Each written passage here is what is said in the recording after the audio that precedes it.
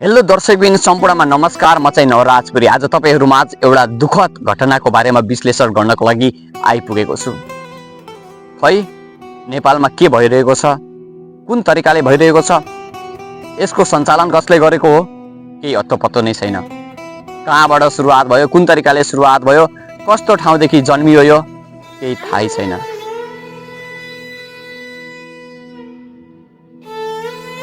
नेपालमा दिन प्रतिदिन दुःखद घटना घटिरहेका छन्। अहिले फेरि यही कुराले सारा संसार स्तब्ध बनेको छ। संसारभरिका मान्छेहरू यो कुरा सुनेर फेरि स्तब्ध भएका छन्। अन्यायमा परेकालाई न्याय दिलाउनको लागि सडकमा उत्रिरहेका छन्। खै यो कहिले अन्त्य हुने हो, केही पनि थाहा छैन। निशा बिका बहिनीको घटना अझै राम्रोसँग समाजमा सेलाइसकेको छैन। 4-5 महिना त भइसक्यो। 4-5 महिना नहुँदै फेरि अर्को घटना घटिसक्यो। निशा बिका बहिनीको बलात्कारपछि हत्या भएको 4-5 महिना भइसक्यो। फेरि अर्को घटना घटिसक्यो। कति छोटो समयमा है। गरिमा चौधरी बहिनीको हत्या भएको छ। यो पनि 3 वर्षको। भर्खरै ताते गर्दै ठुली भएकी थिइन्। स्कुलमा भर्ना भएकी थिइन् कि थिएनन् त्यो पनि अझै थाहा छैन। बल्ल 3 वर्षको बहिनी त हुन्। सोच्नुस् न तपाईहरु आफै। एउटा चकलेटको प्रलोभन देखाएर, बारम्बार चकलेटको प्रलोभन देखाएर बलात्कार गरी मारे गरिमा बहिनीलाई। आखिर यो कहिलेसम्म हुने हो?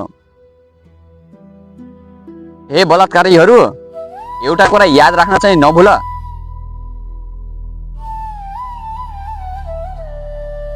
नेपालमा बालेन सरकार छ। यदि बालेन सरकारले चाहनु मात्र पर्यो, चुटकी बजाएर फेरि फाँसीको सजाय पनि निक्लिन बेर लाउँदैन।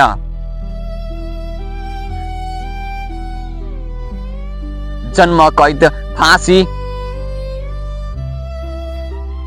जन्म कैद भन्दा पनि फाँसीको सजाय दिनुपर्छ तिनीहरूलाई त। तडपाई मार्नुपर्छ तिनीहरूलाई त, जसले बलात्कारपछि हत्या गर्छ।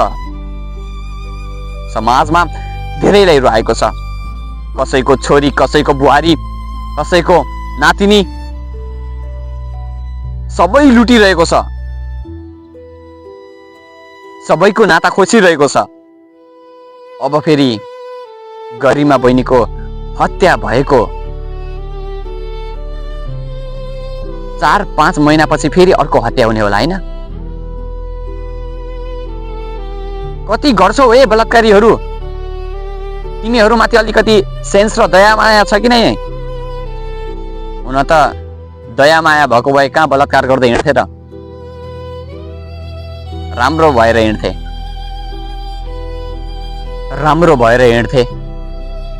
सबैलाई सम्मान गर्दै हिँड्थे। यस्तो बलात्कारका कामहरू गर्दैनथे होला। यस्तो जघन्य अपराध गरेका छन्। यस्तो जघन्य अपराध गर्नको लागि कति आँट आएको होला के?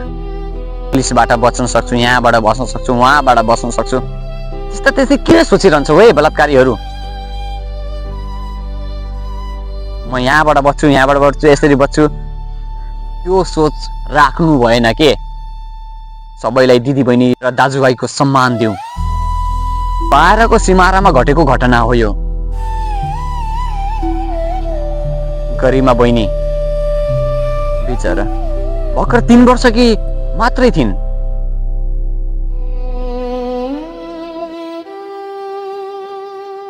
बाटोमा लडिरहेको बेलामा फेला पारेका रहेछन्।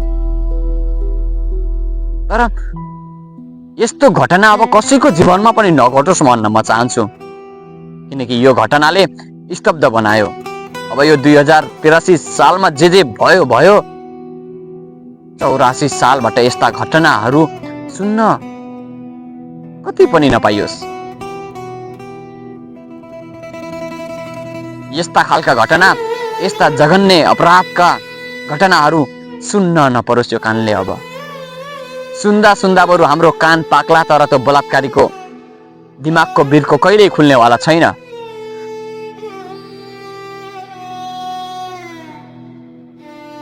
कुकुरको पुच्छर 12 वर्ष ढुङ्ग्रोमा राखे पनि बाङ्गाको बाङ्गै हुन्छ भन्थे नि, त्यस्तै भइरहेको छ। नेपालमा अब कडा भन्दा कडा नियम कानुन ल्याउनु पर्यो बालेन सरकार। म त्यही भन्न चाहन्छु, फाँसीको सजाय ल्याउनु पर्यो। जसले अपराध गर्छ, जसले हत्या हिंसा गर्छ, जसले बलात्कार गर्छ, तिनीहरूको लागि फाँसीको सजाय ल्याउनै पर्छ सरकार। मान्छेहरू नडराउने भनेकै त्यही नियम कानुन खुकलो भएर हो। नेपालमा पनि विदेशको जस्तै कडा नियम कानुन ल्याइयो भने यो अपराध हुन सक्दैन मलाई लाग्छ।